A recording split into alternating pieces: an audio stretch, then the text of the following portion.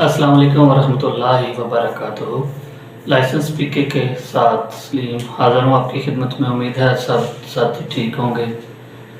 आज मैं जो वीडियो बनाने जा रहा हूँ वो है लाइसेंस फार्म्स के मतलब, यानी कि अगर आप फ्रेश लाइसेंस बनवाने जा रहे हैं तो कौन कौन से फार्म्स होंगे।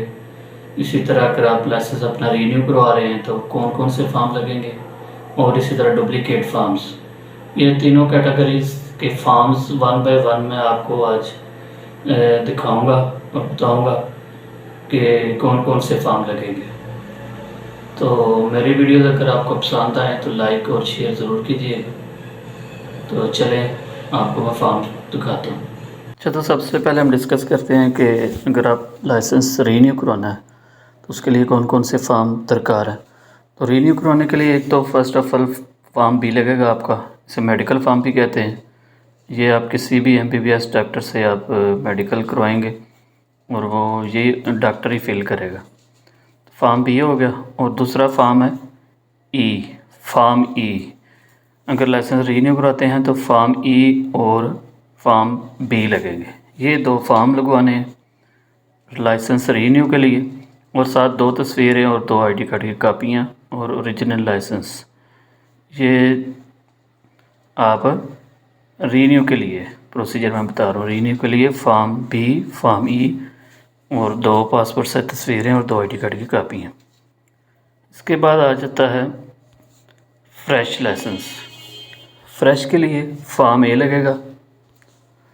दूसरा लगेगा driving test result sheet. Form A, driving test result sheet और मेडिकल फार्म। ये 3 फार्म लगेंगे अगर आपने फ्रेश लाइसेंस बनवाना है। ठीक हो गया। इसके बाद आ जाता है डुप्लीकेट फार्म।